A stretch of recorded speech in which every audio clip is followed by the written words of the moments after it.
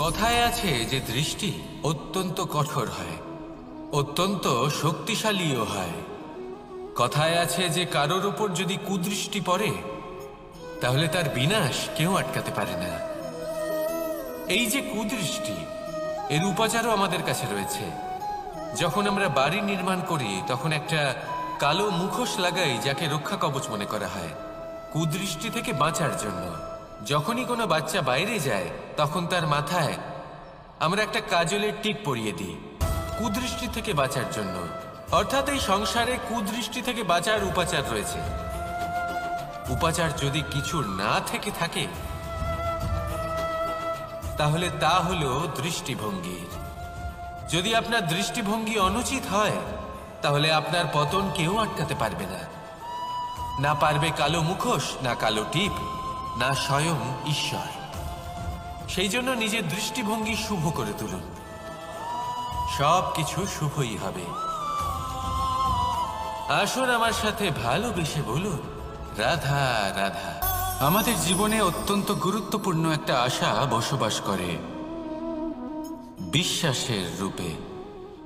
বিশ্বাস যা আমরা ঈশ্বরের ওপর করি, ভাগ্য প্রারব্ধের ওপর করি, নিয়তির ওপর করি।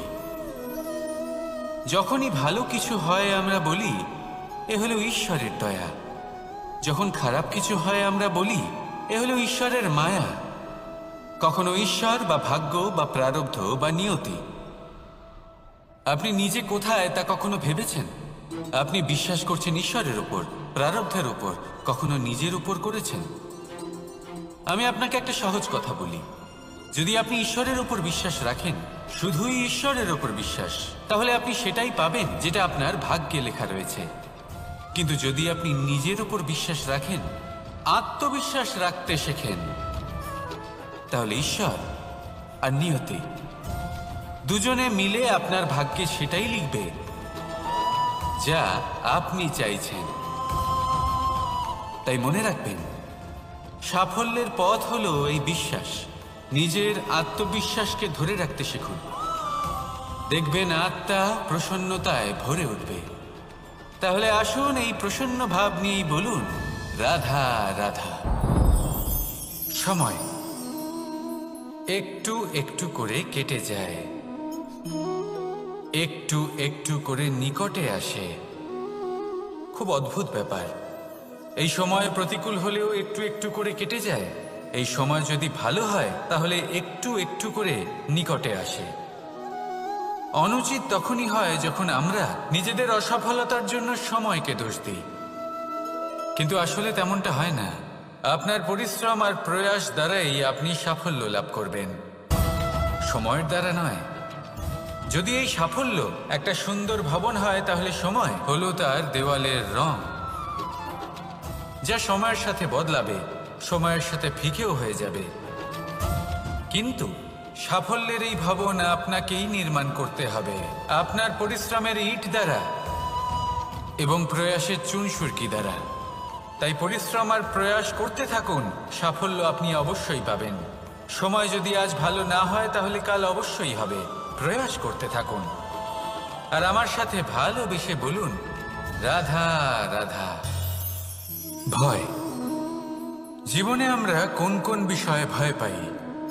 কোনো মানুষকে হারানোর ভয়, কোনো মানুষ কোনো সম্পর্ককে হারানোর ভয়, অর্থহানির ভয়, সময়হানির ভয়। এবার বিষয়টা হলো, এই ভয় কখনো আমাদের কোনো লাভ করে না। এটা সবসময় আমাদের পিছনে ঠেলে আর নিচু স্তরে নামিয়ে দেয়, কখনোই আমাদের উত্থানের কারণ হয় না। তাই জীবনে যদি কোনো ভয়ের কারণ থাকতেই হয় তা শুধুই এটা, যে মানুষের কথা ভাবতে ভাবতে সম্পর্কগুলিকে হারানোর ভয়, মানুষকে হারানোর ভয়, সবার মন রাখতে রাখতে আপনি যেন নিজেকে, নিজের ভাবনা চিন্তাকে না হারিয়ে ফেলেন। যদি এরকম হয়, যদি সকলের মন রাখতে রাখতে আপনি নিজেই নিজেকে হারিয়ে ফেলেন, নিজের ভাবনা, নিজের লক্ষ্য, নিজের মন্তব্যকে হারিয়ে ফেলেন, তাহলে সংসারে যতই যাই হয়ে যাক না কেন প্রসন্নতা লাভ করবেন না। তাই রক্ষা তাকেই করুন যে আপনাকে রক্ষা করে, আপনার মানসিকতা, আপনার ব্যক্তিত্ব, আপনার লক্ষ্যকে রক্ষা করে। আর যদি কোনো বিষয় ভীত হতে হয়, তবে আপনি যেন নিজের উদ্দেশ্যের থেকে দূরে না চলে যান। তাহলে আসুন আর আমার সাথে ভালোবেসে বলুন, রাধা রাধা। জীবনে এমন কি আছে যা আপনাকে অজান্তে শিখরে পৌঁছে দিতে পারে বা আপনার পতনও ঘটাতে পারে? সঙ্গতি। যদি আপনি কোনো শ্রেষ্ঠ ব্যক্তির সঙ্গ লাভ করেন, তাহলে তার শুভ চিন্তা, তার গুণ, তার স্বভাব আপনার মধ্যে চলে আসবে। আপনি আরও শ্রেষ্ঠ হয়ে উঠবেন। আবার সেখানেই যদি আপনি কোনো দুষ্ট ব্যক্তির সঙ্গতি লাভ করেন, কোনো খারাপ মানুষের সঙ্গতি লাভ করেন, তাহলে আপনার শুভ চিন্তা, আপনার গুণ, তা যে কখন আপনার থেকে কেড়ে নেওয়া হবে সেটা আপনি জানতেও পারবেন না। দেখুন, এই সঙ্গতি হলো অত্যন্ত গুরুত্বপূর্ণ। এই সঙ্গতি আপনার নিয়তি নির্ধারণ করে। আপনাকে উদাহরণ দিলে, বৃষ্টির ফোঁটাকে দেখুন। যদি কোনো ফোঁটা গাছের পাতায় এসে পড়ে, তাহলে তা জীবন দান করতে পারে। যদি এমন কোনো ফোঁটা সাপের মুখে এসে পড়ে, তাহলে তা বিষে পরিণত হয়। যেমন সঙ্গ তেমন নিয়তি। এবার দুর্ভাগ্যের বিষয় হলো এটাই যে বর্ষার ফোঁটা নির্ধারণ করতে পারে না সে কোথায় পড়তে চায়। তার নির্বাচনের ক্ষমতা নেই। কিন্তু আপনার কাছে তো বিবেক আছে, আপনি ভাবতে পারেন, চিন্তা করতে পারেন। তাহলে আপনি ভাবুন, আপনি কি এমন সঙ্গ চান যা শ্রেষ্ঠ, নাকি এমন সঙ্গ চান যা অশুভ? নির্বাচন আপনারই। শ্রেষ্ঠ সঙ্গ বাছুন আর আমার সাথে ভালোবেসে বলুন, রাধা রাধা।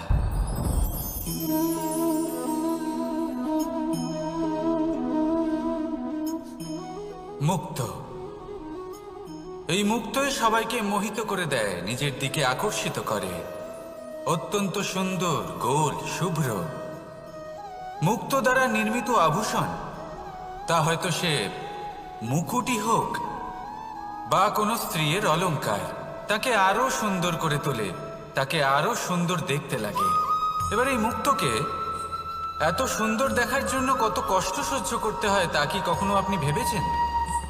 এই মুক্ত ঝিনুক থেকে বের করা হয়। ঝিনুক, যা কিনা সমুদ্রের তলদেশে থাকে। ওকে কত কষ্ট সহ্য করতে হয়, জলের চাপ সহ্য করতে হয়, সমুদ্রের স্রোত সহ্য করতে হয়। এই ঝিনুককে এত কষ্ট সহ্য করতে হয়, এই মুক্তকে এত কষ্ট সহ্য করতে হয়, তারপরে এর রূপ এত সুন্দর হয়। যদি আপনিও আপনার পরিশ্রমের সৌন্দর্য, নিজের পরাক্রমের সৌন্দর্য এই সংসারে প্রকাশিত করতে চান, তাহলে আপনাকেও কষ্ট সহ্য করতেই হবে। তাই জীবনে যখনই সংকট আসবে, বিপদ আসবে, সমস্যা আসবে, তখন একে সুযোগ হিসেবে গ্রহণ করুন। কারণ এই বিপদের সাথেই লড়াই করে আপনি মুক্তর মতোই পরিশুদ্ধ হয়ে উঠবেন। তাহলে আসুন আর আমার সাথে ভালোবেসে বলুন, রাধা রাধা। আপনি কি জানেন আপনার জীবনে আপনার আসল জীবনসাথী কে হন? মাতা পিতা, ভাই বোন, স্বামী স্ত্রী? না, আপনার আসল জীবনসাথী হলো আপনার শরীর। সেই শরীর যার দিকে আপনি কখনো নজরই দেন না, ঠিক কি না? এবার যে মানুষ এই রহস্য বুঝতে পারেন, তার জীবন এমনি শুভ হয়ে যায়। আপনি নিজেই দেখুন না, সে সংসারের মঙ্গলই করা হোক বা সত্যের রক্ষা করা হোক, তা সে শত্রুর সাথে যুদ্ধ করা হোক বা মিত্রকে রক্ষা করা হোক, এই শরীরই তো কাজে আসে।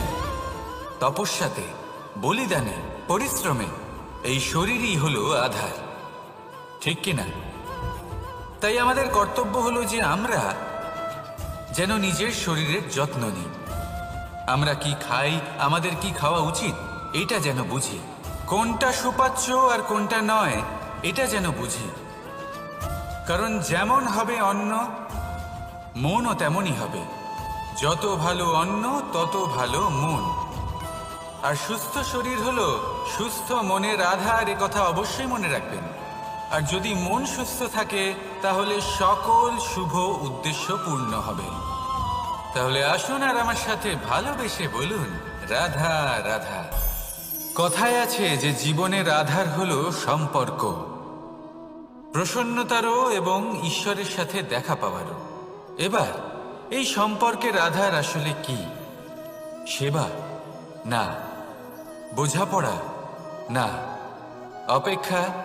না। এই সম্পর্কের আধার হলো বিশ্বাস। যদি বিশ্বাস ভেঙে যায় তাহলে জেনে রাখবেন যে সম্পর্করূপী এই ভবন এর ভিতই ভেঙে গেল। আর যদি ভিত ভেঙে যায় তাহলে সেখানে অন্য কোনো ভবন নির্মাণ সম্ভব নয়, সম্ভবই নয়। এই সমস্ত সম্পর্কের বিশ্ব বিশ্বাসে বসবাস করে। এই বিশ্বাস হলো অত্যন্ত গুরুত্বপূর্ণ। এই বিশ্বাসের জোরেই আমি আর রাধা কোনো সাংসারিক বন্ধনে আবদ্ধ না হয়েও এক অত্যন্ত দৈব অলৌকিক বন্ধনে আবদ্ধ। এই হলো বিশ্বাস যার দ্বারা 11 অক্ষৌহিনী সেনার সামনে অর্জুন দাঁড়িয়েছিল এবং জয়ী হয়েছিল। এই বিশ্বাস হলো অত্যন্ত গুরুত্বপূর্ণ, তাই বিশ্বাস করতে শিখুন, বিশ্বাস দিতে শিখুন, বিশ্বাস পালন করতে শিখুন, আর আমার সাথে ভালোবেসে বলুন, রাধা রাধা। এই সংসার অত্যন্ত বিচিত্র এক স্থান। এ সত্য খুঁজতে থাকে, আর সত্য খুঁজে পেলেই তা প্রমাণ করতে চায়। সে চায় তার প্রমাণ পেতে, সাক্ষী পেতে চায়। সেক্ষেত্রে আমাকে বলুন যে সত্য কি করতে পারে? সেই ব্যক্তি যে সত্যকে ধরে আছে সে কি করবে? কিছুই নয়, কিছু করার প্রয়োজনই নেই, শুধু তাতে টিকে থাকতে হবে। সেই হিমালয়ের মতো যা আজ পর্যন্ত টিকে রয়েছে। যদি আপনি সত্যবাদী হন তাহলে আপনার কিচ্ছু প্রমাণ করার কোনো প্রয়োজন নেই। যদি প্রয়োজন থাকে তাহলে সত্যের সাথে টিকে থাকার। এই সময় নিজে সাক্ষী হবে, নিজে প্রমাণ দেবে। এই নিয়তি স্বয়ং প্রমাণিত করবে যে আপনি সত্যবাদী ছিলেন, আপনি সত্যের পথে ছিলেন। তাহলে আসুন আর আমার সাথে ভালোবেসে বলুন, রাধা রাধা। ঈশ্বর আমাদের হাত প্রদান করেছেন, হাত যা জড়ো করা হয় প্রণাম করার জন্য, ঊর্ধ্বগামী হয় প্রার্থনার জন্য। এই হাত যার দ্বারা আমরা খাবার খাই, ফসল উৎপাদন করি। কিন্তু এই হাতের দ্বারা সবথেকে শ্রেষ্ঠ কাজ কি হতে পারে? সেবা। আগে হ্যাঁ, সেই হাত যা সামনে এগিয়ে আসে সেবা করার জন্য, যে সেবা করে তাদের যারা দুঃখে থাকেন, নিরাশ হয়ে থাকেন, যারা সেবা করেন তাদের যারা কিনা দরিদ্র। সেই হাত হলো সব থেকে অধিক মহান। ঈশ্বরকে দীনবন্ধু বলা হয়ে থাকে, কারণ যারা দুঃখী হন, নিরাশ হন, দরিদ্র হন, ঈশ্বর তাদের সাহায্য করেন, তাদের সহায়ক হন, তাদের মধ্যে ঈশ্বর বাস করেন। তাই আপনারা যদি এটাই করেন, যারা দুঃখে আছেন, নিরাশ হয়ে আছেন, যাদের সাহায্যের প্রয়োজন রয়েছে, যদি আপনি তাদের সাহায্য করেন, তাহলে আপনি এমন এক চৈতন্য লাভ করবেন যে আপনি তৃপ্ত হয়ে উঠবেন। তাহলে সবার সেবা করুন আর আমার সাথে ভালোবেসে বলুন, রাধা রাধা। আজ আমার কাছে একটা হাতুড়ি রয়েছে। অত্যন্ত শক্তিশালী হলো এই হাতুড়ি। এই হাতুড়ি দিয়ে প্রহার করে একটা গরম লোহাকে আপনি সুন্দর অস্ত্রে পরিণত করতে পারবেন। এই হাতুড়ি দিয়েই প্রহার করতে করতে একটা অত্যন্ত বড় পর্বত ভেঙে আপনি ওখানে একটা নতুন পথ নির্মাণ করতে পারবেন। এই হাতুড়ির স্বল্প আঘাতেই আপনি প্রসাধনের জন্য সুন্দর সুন্দর আভূষণ বানাতে পারবেন। কিন্তু যদি কোনো সুন্দর বাড়ি দেখতে পান আর তার ভিতে আপনি যদি এই হাতুড়ি দিয়ে প্রহার করেন, তাহলে তার বিনাশ হয়ে যাবে। এমনই কিছু হয় প্রেমের ক্ষেত্রেও। তা এতটা শক্তিশালী হয় যা সৃজন করে, কিন্তু সর্বনাশও এ করতে পারে। সবকিছুই নির্ভর করছে আপনার উদ্দেশ্যের ওপর। এই উদ্দেশ্যকে শুভ রাখুন আর ভালোবাসার ওপর একটু নিয়ন্ত্রণ রাখতে শিখুন, যেন এমন না হয় যে আপনি সৃজন করতে গেলেন কিন্তু সর্বনাশ করে বসলেন। আসুন আর আমার সাথে ভালোবেসে বলুন, রাধা রাধা। প্রেম। এই প্রেম যতটাই সরল ঠিক ততটাই জটিল হয়। এই প্রেমের দুই রূপ হয়, সবলতা আর দুর্বলতা। নির্বাচন হলো আপনার। এবার যদি একটা উদাহরণ দিয়ে আপনাকে বোঝাই, তাহলে মাতা পিতাকে দেখুন। মাতা পিতা সন্তানকে কখনো কখনো এত স্নেহ দিয়ে ফেলেন যে তাকে বাইরে কোথাও যেতেই দেন না, আর তার ফলে সন্তান এতটাই দুর্বল হয়ে পড়ে যে এমনও হয় তারা সারা জীবন বাড়িতেই বসে থাকে। এবার যদি এই মাতা পিতাই এই ভালোবাসায় সাহস জুগিয়ে দেন, সেই সন্তানকে বলে দেন যে যাও, এই সংসারকে অনুভব করো, নিজের প্রারব্ধ নিজেই রচনা করো, এই সংসারে সব থেকে শ্রেষ্ঠ হয়ে দেখাও, সব থেকে উঁচুতে উঠে দেখাও, তাহলে সন্তান অবশ্যই এটা করে দেখাতে পারে। এবার আপনি নিজের প্রেমের দ্বারা আপনজনদের দুর্বল করবেন নাকি তাদের সবল করবেন, সিদ্ধান্ত আপনারই।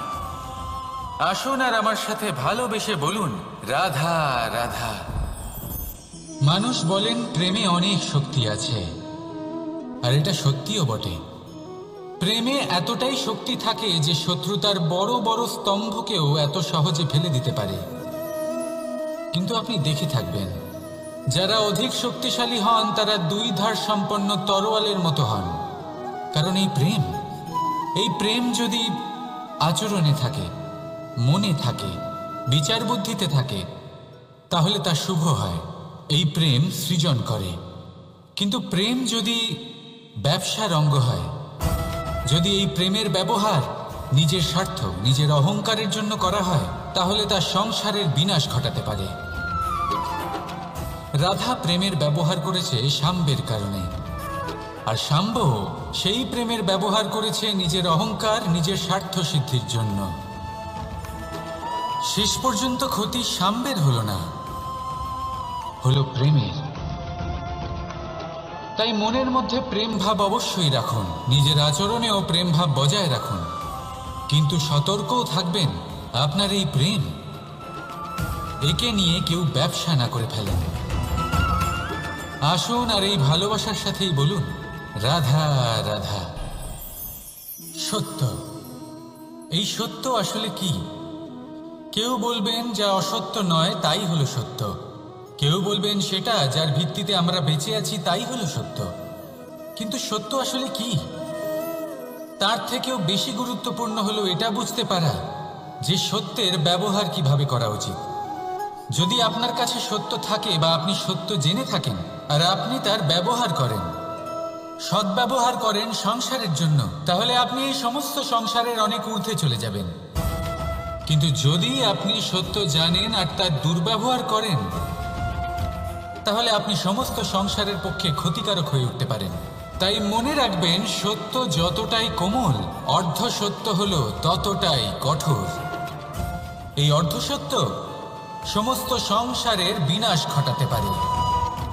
সেই জন্য জীবনে সত্যের বিষয়ে সম্পূর্ণ সত্য জানতে শিখুন, এ হলো অত্যন্ত গুরুত্বপূর্ণ।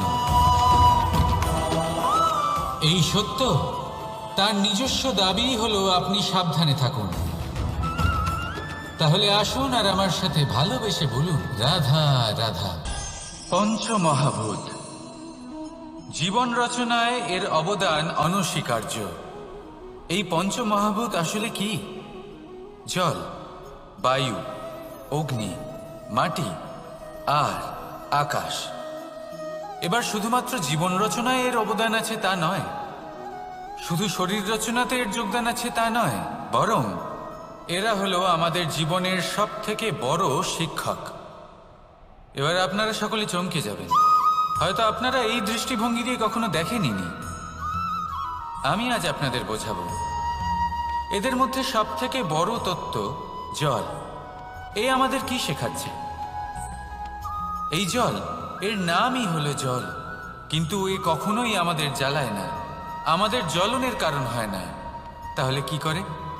আমাদের তৃষ্ণা মেটায়, আমাদের শীতলতা প্রদান করে, জীবন দান করে। এর দ্বারা আমরা কি শিক্ষা লাভ করি?